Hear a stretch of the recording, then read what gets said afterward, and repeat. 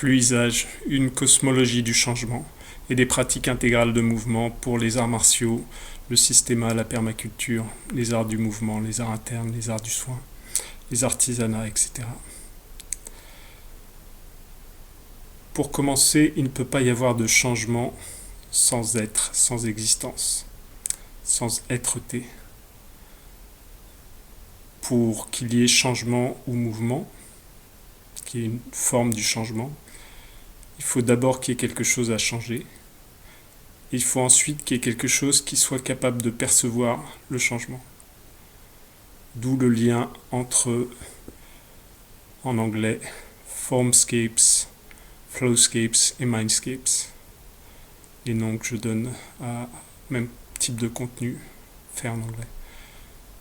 Les paysages des formes sont reliés aux paysages des flux, des flots, des changements et des mouvements, des actions, et aux paysages des esprits, des consciences, des perceptions. Commençons par un contenu pratique, un alphabet des formes, une cosmologie de l'étang dans une de ses manifestations les plus simples.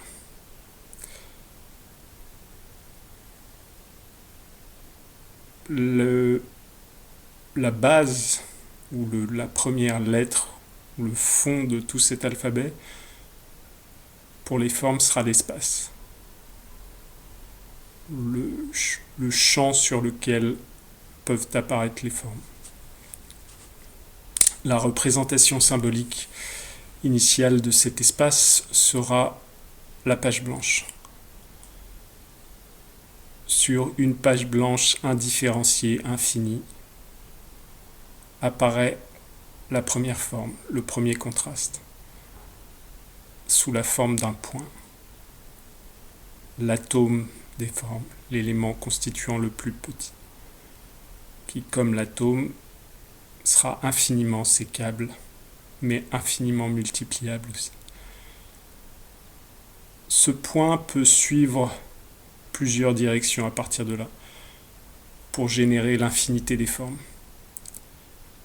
Le point est la première unité. De là, cette unité peut être réitérée, c'est-à-dire que le processus de création peut être refait avec d'autres points possiblement différents créés, ou le point peut être multiplié, recopié à l'identique.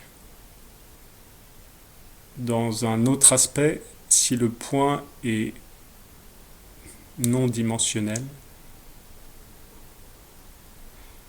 ou qui n'est mesurable que par cette unique dimension de perception visuelle sans autre définition, dans un espace infini, alors le point peut être divisé.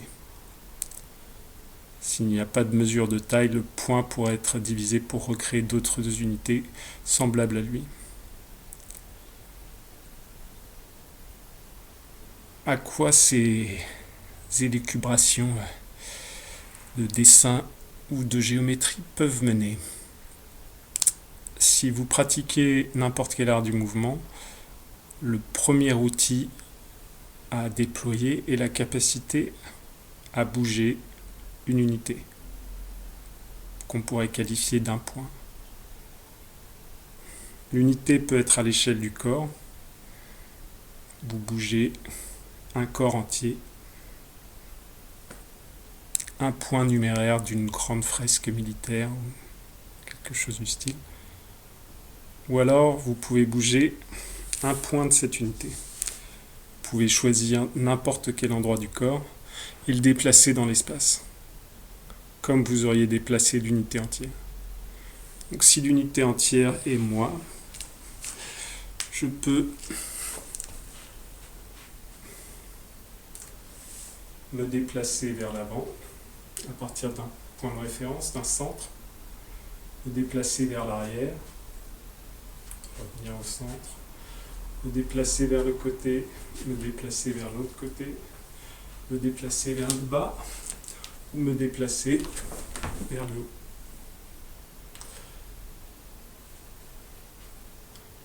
J'ai défini pour ce faire 3 axes.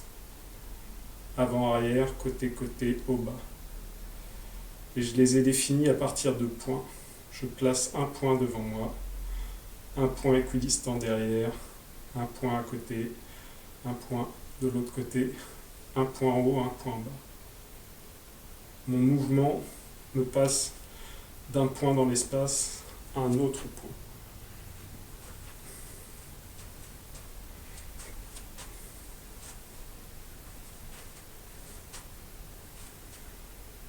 Et il le fait en passant par une infinité de points plus petits, que je vais appeler une ligne, ou, puisqu'elle est limitée, un segment. Si je considère le point à déplacer comme étant mon point, je peux aussi le déplacer dans l'espace. Avant, arrière, haut, bas, côté, côté. À partir de ces 3 axes, j'ai défini un volume. Je peux, en combinant ces différents mouvements, le déplacer dans n'importe quel point de l'espace. Toutes les diagonales, toutes les combinaisons initiales à partir du centre, des moitiés de trajet jusqu'au point, le point initial que j'avais placé, n'importe quelle fraction. Donc à l'intérieur d'une sphère que je définis, mon point central peut aller dans n'importe quelle direction et revenir au centre. Par la suite, le point central peut se déplacer dans n'importe quelle zone de cet espace, sans revenir au centre et sans référence au centre. Par exemple, le point pris en question peut ne plus être sur le centre mais sur la périphérie et se déplacer en arc en suivant la sphère que j'ai définie. Ou il pourrait se déplacer en ligne en suivant un volume cubique ou n'importe quel parallélépipède que j'aurais déployé, ou se mouvoir autour d'un tube, dans un tube. Donc là, il y a 2 aspects. Je définis un espace, je définis un centre, un point central. Je définis des points de référence et je définis ainsi des mouvements qui permettent de changer la localisation du point central pour la rapprocher ou l'éloigner des points de référence. À quoi tout cela peut-il servir ?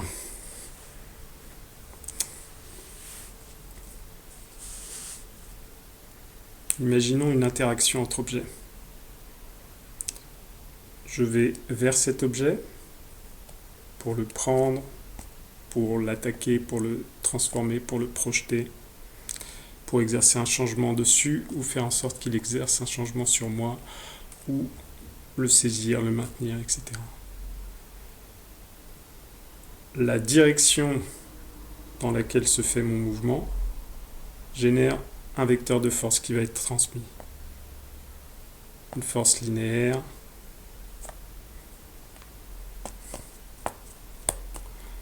verticale haut en bas avec cette fois-ci un blocage du mouvement qui va créer une petite déformation, une percussion, toute forme de rotation.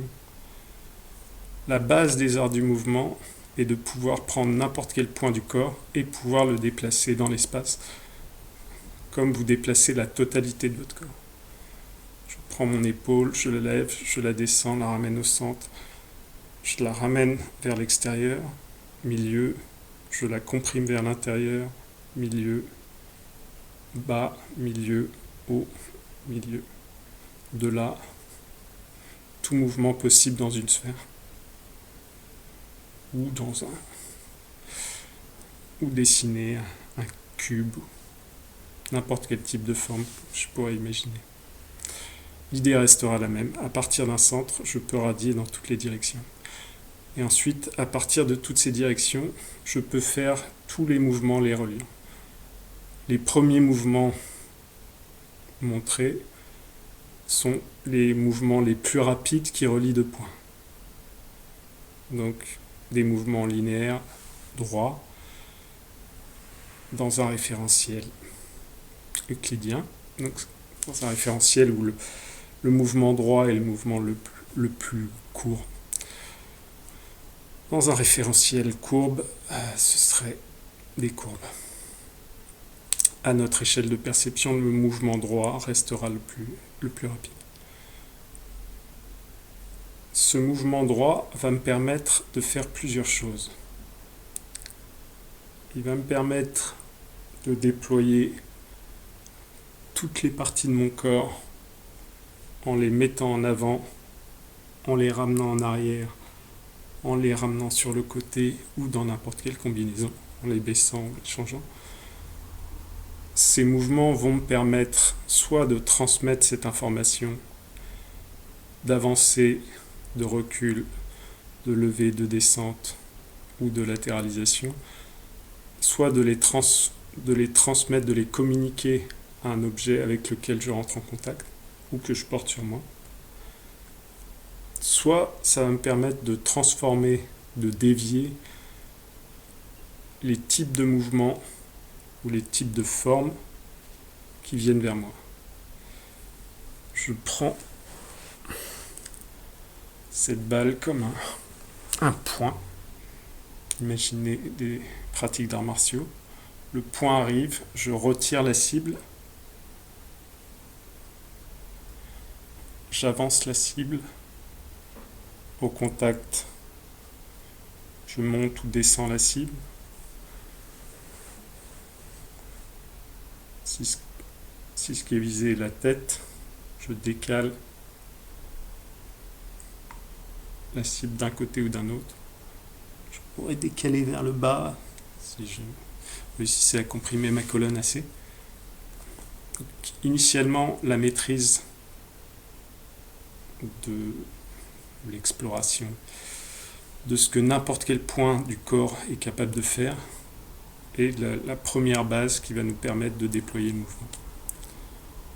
On part d'un point qui peut être aussi gros que le corps entier, ensuite qu'un point, et qui peut devenir aussi petit que le bout d'un doigt. N'importe quelle interaction du quotidien, par exemple, ne va pas déployer la totalité du corps pour aller faire une action. Je vais aller appuyer sur un interrupteur sans pensée particulière. Le bout de mon doigt va directement transmettre une information vers l'avant, ou suivant le type d'interrupteur, une information glissante vers le bas.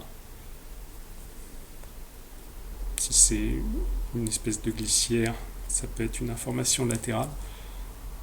Je vais vers l'avant, je crée un contact et je transfère une information à partir du commun créé par le contact. La base première des pratiques de mouvement, c'est le mouvement. Et ce mouvement se déploie initialement dans des paires de directions, avant, arrière, droite, gauche, haut, bas, diagonale, diagonale, qui peuvent se représenter par des axes, puis en croisant deux axes perpendiculaires par des plans, horizontaux, verticaux, sagittaux, puis en croisant un plan avec un autre plan par des volumes, ou en croisant trois axes qui vont définir des plans par des volumes. Des volumes qui changent dans l'axe du temps vont permettre de percevoir des changements, des mouvements. Ce serait la même chose d'ailleurs pour n'importe quel changement dans une dimension va permettre de percevoir un mouvement. À partir de là, mon point peut se réitérer, peut devenir deux points. Ces deux points ne permettent pas de comparaison particulière. C'est-à-dire, si j'ai un espace blanc infini et juste deux points, quelle que soit leur configuration, je n'ai pas de référent pour pouvoir repérer un changement. Je commence à avoir un référent quand j'établis un troisième point. Je réitère une nouvelle fois, j'ai 3 points. Cette fois-ci, je peux avoir 3 points alignés les uns avec les autres, avec le plus petit chemin les reliant. Ou alors je peux avoir un désalignement entre ces 3 points. Plutôt que d'être là, je commence à avoir n'importe quelle forme d'angle se créant.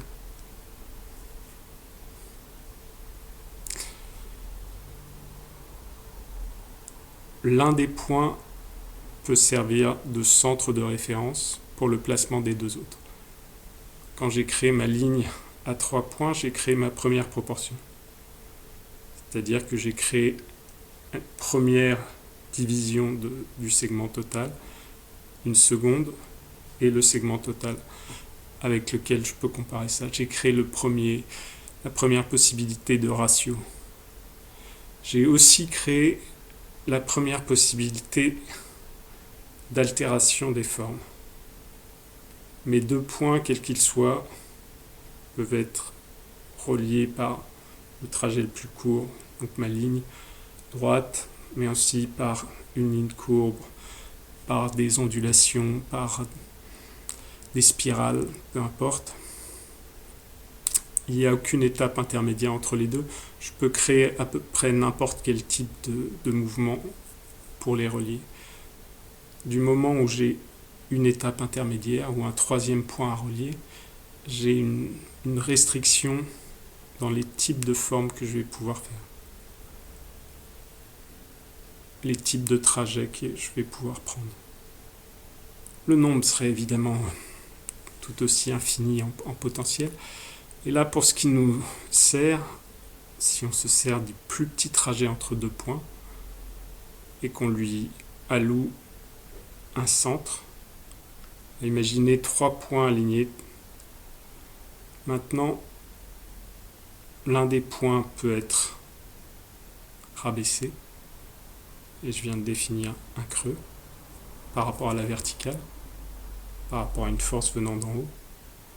Ou alors le point central peut être surélevé et je viens de définir une bosse, une montagne, une forme convexe, toujours par rapport à une force venant d'en haut. Ou alors le point peut être exactement au milieu et j'ai défini un plat.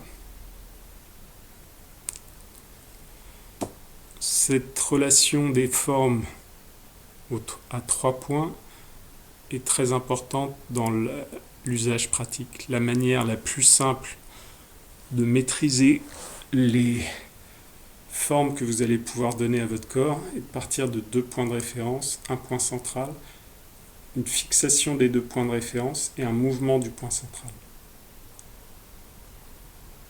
Évidemment, les 2 autres, par l'articulation totale du corps, vont bouger un petit peu.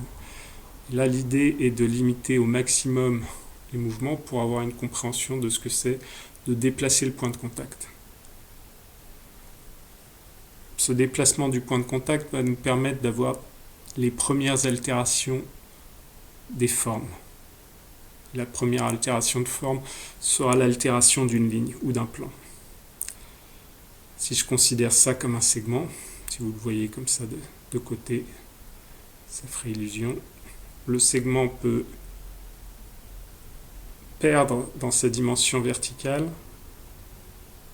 en transférant dans sa dimension horizontale. Vous voyez qu'entre ici et ici, il y a moins de hauteur, et il y a moins de hauteur parce que le retrait de ma main a transféré ça dans l'horizontalité. Ça va me permettre de développer tout le jeu des formes concaves et convexes, qui est le premier alphabet des fonctions, des formes reliées aux fonctions. Le premier alphabet des formes part des points, multiplie les points dans une de ces directions. Dans une autre de ces directions, le point serait la source, le centre d'une focalisation, d'un zoom, d'une concentration, jusqu'à ce qu'il remplisse la page ou tout le champ de perception. Donc le point redevient un infini qui redevient le fond sur lequel n'importe quelle forme va pouvoir apparaître. Dans les cosmologies ou mythologies, c'est ce qu'on trouve dans les narrations de l'infini indéfini, le vide, la vacuité ou le chaos, l'abysse, duquel émerge la création, l'unité du manifesté, l'infinie potentialité du monde matérialisé, réalisé, par opposition ou par contraste avec le fond de la non-manifestation, de la non-matérialisation.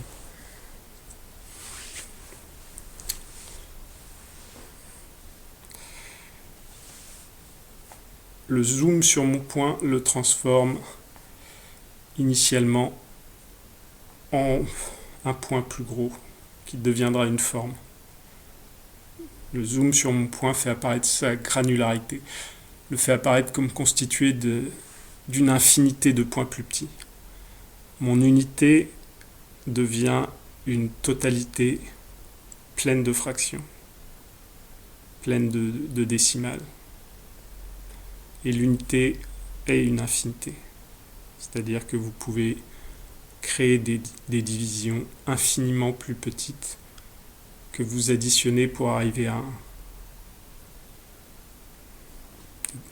dixième, millième, millionième, à l'infini.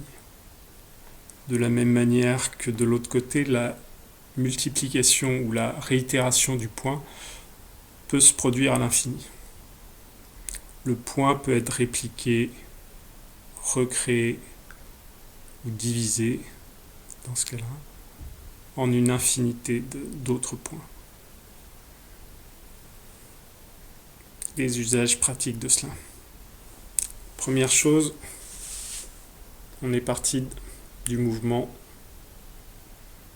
d'un point. Pouvoir déterminer un point, c'est-à-dire fixer un centre, et déplacer le corps ou une partie du corps exactement à partir de ce point est une compétence nécessaire aux arts du mouvement, ou au minimum une compétence très utile.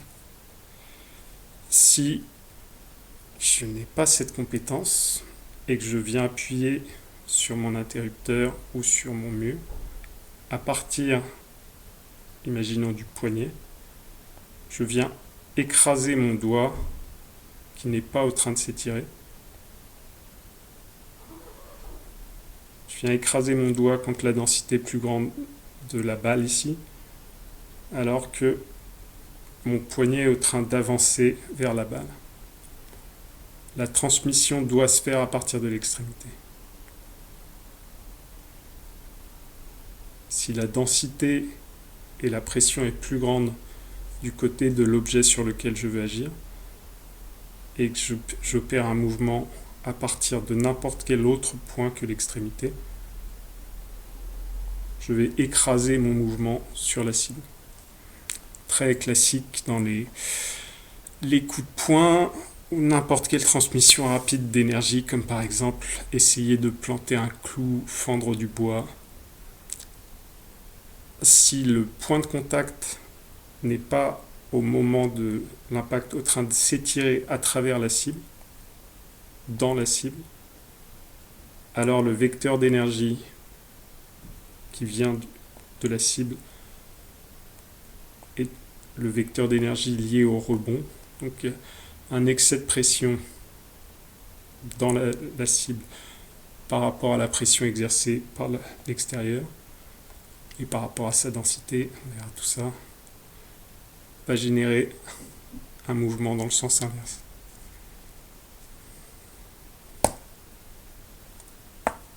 Ici, j'écrase largement autant mon poignet ou ma main que la balle. Si je frappe contre un mur, c'est ce qui se produira. Les seules manières d'imiter ça, initialement, serait que le mouvement parte de l'extrémité. Le point de contact s'étire dans l'objet ou à travers l'objet. Pour pouvoir avoir ça, il faut que je puisse poser un centre à mon mouvement, donc placer un point, y compris physiquement. Je pose un point quelque part, je le fixe, je déplace ce point. Vous pouvez déplacer le point à partir de l'autre, de la main de support.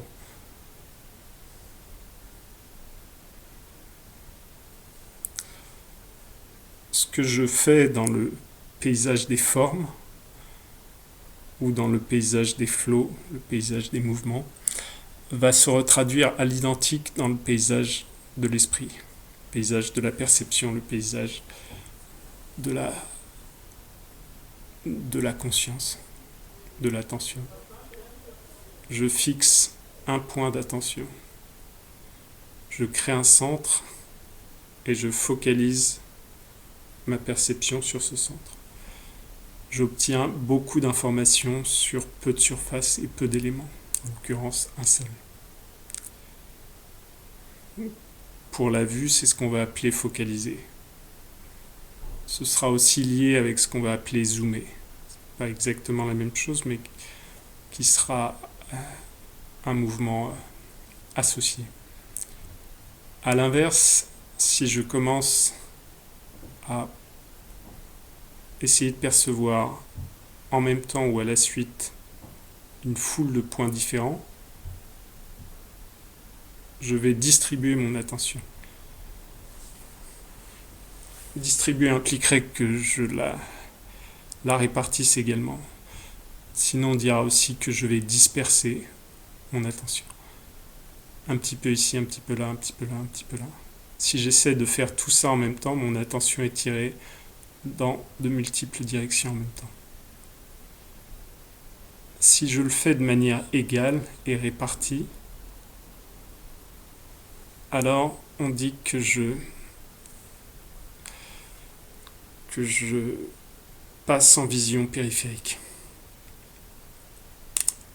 La description exacte de la vision périphérique serait que je ramène mon attention sur ce qui est à la limite de mon champ visuel. Il existe un grand nombre d'autres variables entre la perception du centre et la perception de la limite ou du pourtour. En cela que je peux tout à fait aller percevoir tout ce qu'il y a entre les deux. Je peux, par un mouvement vers la périphérie, répartir et chercher à avoir une égalité de perception entre le centre, la périphérie et tout ce qu'il y a autour. Donc le terme de perception périphérique n'est pas une description exacte de ce qui peut être fait. Ça représente une configuration où la perception va se répartir vers l'extérieur du champ de perception et chercher à l'étendre. La tendance, ce faisant, c'est d'ouvrir, de déployer l'écran de perception. L'écran devient plus large.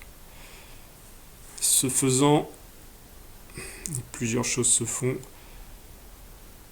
Au niveau générique, on est en train de répartir l'attention sur une plus grande surface.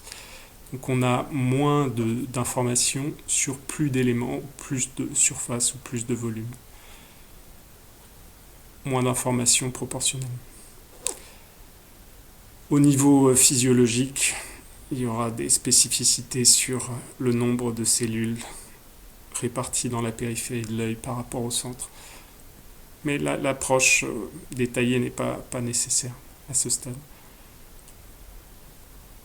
Pour l'instant, dans une approche extrêmement générique et pratiquement philosophique ou mythologique du mouvement, vous pouvez garder cette notion, le centre, ce vers quoi les choses convergent, l'espace intermédiaire, la périphérie, la limite, ce vers quoi les choses peuvent tendre mais finir, et ce qu'il y a au-delà.